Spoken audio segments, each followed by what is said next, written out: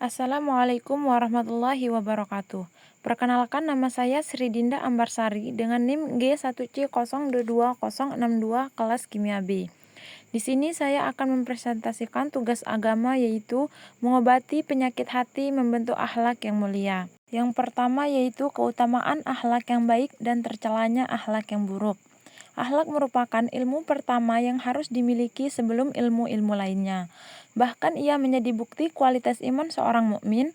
Ibnu Miskawayh dalam Tahzibul Akhlak menjelaskan bahwa salah satu jalan mendapat kebahagiaan kuncinya adalah akhlak. Rasulullah SAW bersabda yang artinya, timbangan paling berat dari apa yang diletakkan di atas neraca hari kiamat kelak adalah takwa kepada Allah dan akhlak yang baik. Yang pertama yaitu keutamaan akhlak yang baik atau akhlak al-karimah.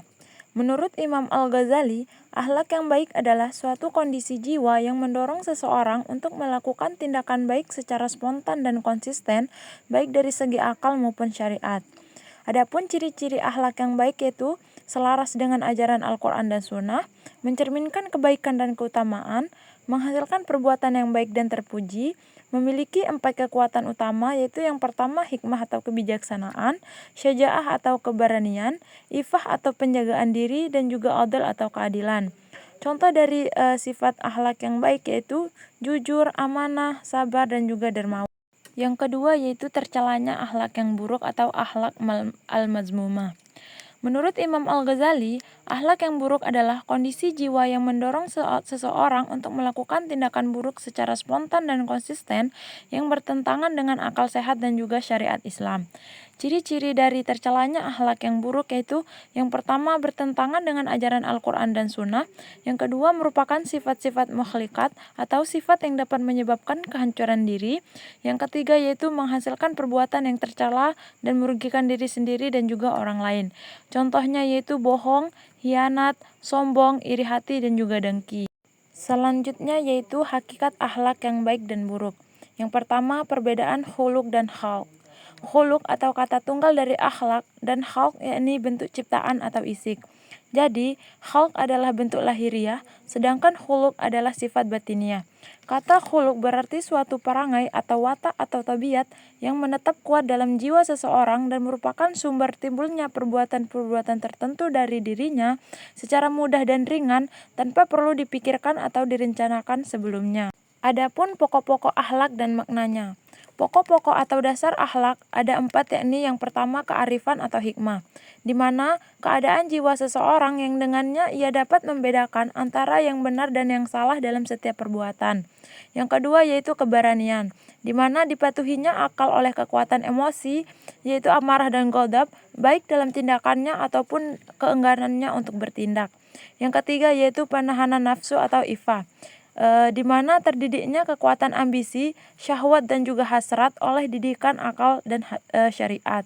Yang keempat yaitu keadilan atau keseimbangan, di mana keadaan jiwa seseorang yang mampu membatasi gerak kedua kekuatan, yakni emosi dan juga ambisi, serta mengendalikannya dalam keadaan keaktifan dan ketidakkeaktifannya agar sejalan dengan nilai-nilai hikmah.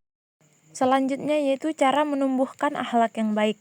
Akhlak yang baik bersumber pada kekuatan akal yang moderat dan proporsional, hikmah yang sempurna, emosi atau ghadab dan ambisi atau syahwat yang seimbang dan terkendali sepenuhnya oleh akal dan syariat. Menurut Al-Ghazali, ada 2 cara dalam menumbuhkan akhlak yang baik, yaitu yang pertama melalui anugerah ilahi dan kesempurnaan fitri, di mana ketika seorang manusia dicipta dan dilahirkan dalam keadaan memiliki akal yang sempurna dan perangai yang baik, dengan kekuatan ambisi atau syahwat dan emosi atau ghadab yang terkendali, sedang, seimbang, dan proporsional, serta bersesuaian dengan akal dan syariat. Yang kedua yaitu memperoleh perangai-perangai melalui perjuangan melawan nafsu atau mujahadah dan latihan-latihan ruhani atau riyadah. Selanjutnya yaitu tanda-tanda penyakit hati dan kesembuhannya. Penyakit hati adalah gangguan spiritual yang memengaruhi perilaku dan perasaan seseorang, seringkali menyebabkan kerusakan hubungan dengan Allah Subhanahu wa taala dan sesama manusia. Beberapa tanda penyakit hati yaitu yang pertama, cinta dunia yang berlebihan atau hubu al-dunya. Penyakit hati pertama yang paling sering disebutkan adalah kecintaan yang berlebihan terhadap dunia dan segala bentuk materi. Ketika seseorang terobsesi dengan harta, kekuasaan, dan kenikmatan duniawi, ia akan kehilangan fokus pada tujuan akhir kehidupan, yaitu mendekatkan diri kepada Allah. Yang kedua, yaitu ria atau pamer. Ria adalah melakukan ibadah atau amal perbuatan dengan tujuan untuk dilihat dan dipuji oleh orang lain, bukan karena ikhlas kepada Allah. Penyakit hati ini bisa merusak keikhlasan dalam beramal. Yang ketiga, yaitu hasad atau iri hati. Hasad adalah rasa iri atau dengki terhadap keberhasilan atau kebahagiaan orang lain. Rasa hasad ini mengarah kepada kebencian yang tidak sehat yang bisa merusak hubungan sosial dan spiritual seseorang. Yang keempat yaitu sifat tamak dan rakus. Keinginan yang tak terpuaskan akan sesuatu, baik itu harta, status, atau kedudukan, bisa menjadi bentuk penyakit hati. Sifat ini menciptakan ketidakpuasan yang terus-menerus, bahkan ketika seseorang sudah memiliki banyak. Yang kelima yaitu sifat sombong dan takabur. Takabur adalah penyakit hati yang berhubungan dengan rasa angkuh dan kesombongan. Seseorang dengan sifat ini merasa dirinya lebih unggul dari orang lain, dan ini bisa menghalangi hubungan yang sehat dengan Allah dan sesama manusia. Yang keenam yaitu lupa akan kematian dan akhirat. Ketika seseorang terlalu fokus pada dunia dan mengabaikan kehidupan setelah mati, ia akan mengalami kebutaan spiritual yang dapat mengarah pada kelalaian dan sikap tidak peduli terhadap kewajiban agama. Adapun cara kesembuhan menurut Al-Ghazali, di mana Al-Ghazali mengajarkan bahwa penyembuhan penyakit hati dimulai dengan penyucian diri melalui beberapa cara, yaitu yang pertama, tazkiyah atau penyucian jiwa. Proses penyucian jiwa dengan membersihkan hati dari sifat-sifat buruk dan menggantinya dengan sifat-sifat baik seperti sabar, tawadhu, dan juga ikhlas. Ini dilakukan melalui ibadah, musahabah atau introspeksi diri, dan juga memperbanyak zikir. Yang kedua yaitu meningkatkan iman dan takwa. Untuk mengatasi penyakit hati, seseorang harus meningkatkan iman dan takwa kepada Allah dengan memperbanyak amalan ibadah, memperbaiki hubungan dengan Allah, dan mengikuti ajaran Nabi Muhammad SAW. Yang ketiga yaitu ikhlas dalam beramal. Al-Ghazali menekankan pentingnya ikhlas dalam setiap tindakan, baik itu ibadah maupun perbuatan sehari-hari. Yang keempat yaitu sabar dan juga tawakal. Sabar adalah kunci dalam menghadapi segala ujian hidup.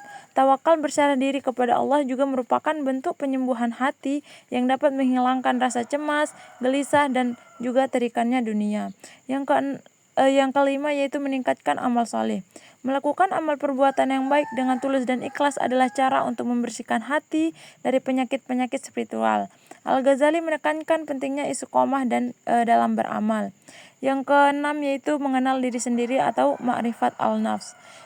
Menyadari kelemahan dalam kekurangan diri sendiri adalah langkah awal dalam memperbaiki hati. Al-Ghazali mengajarkan pentingnya mengenal diri sendiri untuk memahami penyakit hati yang ada agar seseorang bisa mengatasi dan memperbaikinya. Adapun kesimpulan yang dapat dipetik yaitu penyembuhan hati adalah langkah awal menuju kebahagiaan sejati baik di dunia maupun di akhirat.